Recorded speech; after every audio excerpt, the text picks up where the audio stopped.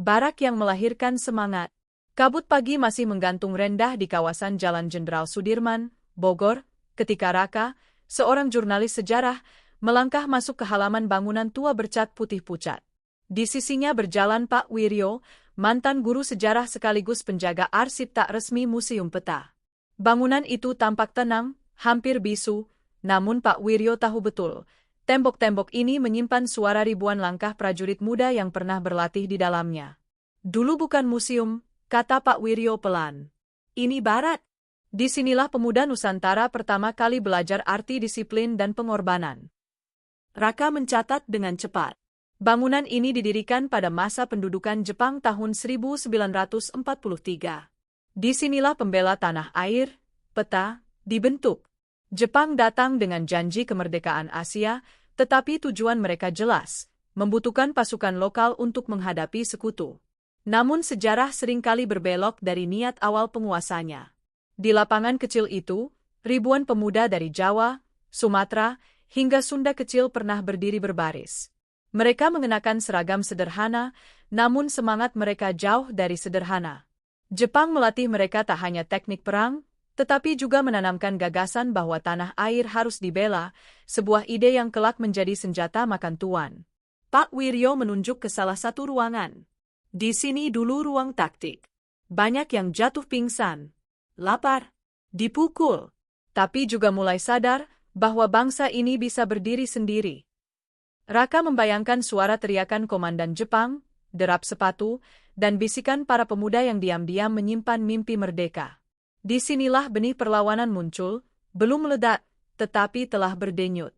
Narasi Museum Peta bukan tentang bangunan, melainkan tentang perubahan kesadaran. Dari barak ini, lahirlah generasi yang kelak memegang senjata bukan untuk Jepang, melainkan untuk Indonesia. Hari itu, Raka sadar, ia tidak sedang meliput museum. Ia sedang berjalan di atas tapak awal kemerdekaan. Latihan besi dan jiwa merdeka. Raka dan Pak Wiryo melangkah ke ruang berikutnya. Foto-foto hitam putih memenuhi dinding, wajah-wajah muda dengan tatapan keras. Ini mereka, ujar Pak Wiryo. Petani, santri, guru desa. Disatukan oleh keadaan. Latihan peta terkenal kejam. Hukuman fisik menjadi makanan sehari-hari. Jepang percaya ketakutan membentuk prajurit patuh. Namun yang terbentuk justru sebaliknya.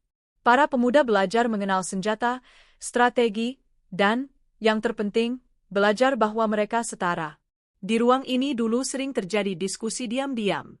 Malam hari, setelah latihan, para anggota peta berbisik soal kemerdekaan. Tokoh-tokoh seperti Supriyadi menjadi bahan pembicaraan. Mereka sadar, senjata yang diajarkan Jepang bisa dibalikkan. Pak Wiryo berhenti di depan etalase kecil berisi sepucuk senapan tua. Ini simbol penting, katanya. Bukan senjatanya, tapi keberanian untuk mengangkatnya melawan penindasan. Raka membayangkan konflik batin para prajurit peta. Di satu sisi, mereka terikat perintah. Di sisi lain, tanah air memanggil. Pendidikan militer ini, tanpa disadari Jepang, telah mempersiapkan Indonesia menghadapi revolusi. Ketika Jepang mulai melemah pada 1945, peta tak lagi sekadar pasukan bentukan. Mereka telah menjadi jaringan pemuda terlatih yang siap bergerak. Di Bogor, di barak ini, keputusan-keputusan kecil mulai diambil. Setiap keputusan mengarah pada satu kata, merdeka, pemberontakan dan harga sejarah. Di ruang pamer ketiga, suasana menjadi lebih sunyi. Nama-nama gugur tertulis di panel kayu. Pak Wiryo menunduk sejenak. Tidak semua cerita berakhir bahagia. Pemberontakan peta di Blitar menjadi simbol perlawanan terbuka. Meski Bogor bukan lokasi pertempuran itu, gema keberaniannya terasa hingga barak ini. Banyak prajurit di Bogor ditahan, diinterogasi, bahkan lenyap tanpa jejak.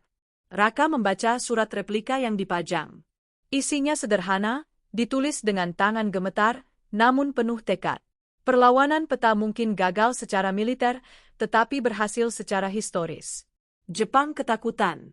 Mereka membubarkan peta, namun tidak bisa membunuh ide kemerdekaan. Pak Wiryo berkata lirih, tanpa peta, kita tak punya cukup perwira terlatih di awal kemerdekaan. Bogor menjadi saksi bisu fase krusial ini. Setelah Jepang menyerah, bekas anggota PETA langsung bergabung dalam Tentara Keamanan Rakyat. Peta sejarah Indonesia berubah cepat, dan barak tua ini berada tepat di pusaran perubahan itu. Dari barak ke museum. Pasca kemerdekaan, bangunan ini sempat terbengkalai. Banyak yang ingin merobohkannya, mengganti dengan gedung baru.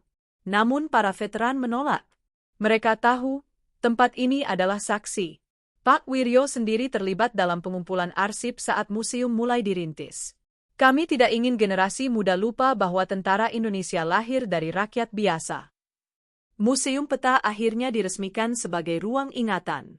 Setiap ruangan ditata untuk bercerita, bukan memamerkan. Dari seragam kusam hingga catatan latihan, semuanya mengajak pengunjung memahami harga kemerdekaan. Raka menyadari, museum ini bukan tentang glorifikasi perang. Ia tentang pilihan sulit, tentang pemuda yang harus belajar membunuh demi menghentikan penjajahan. Warisan yang terus hidup.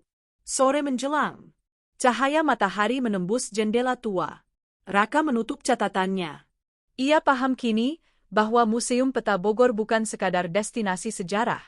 Pak Wiryo berkata, selama ada yang datang dan mendengar, semangat mereka belum mati. Di luar, kendaraan modern berlalu lalang.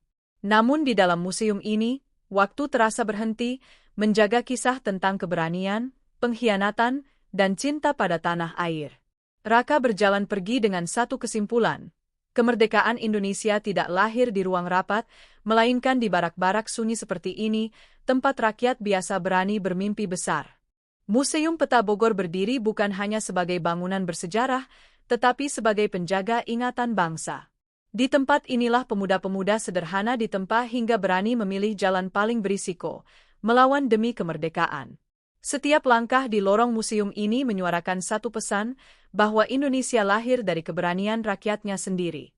Selama kisah ini terus diceritakan, semangat pembela tanah air akan tetap hidup, melintasi zaman dan generasi.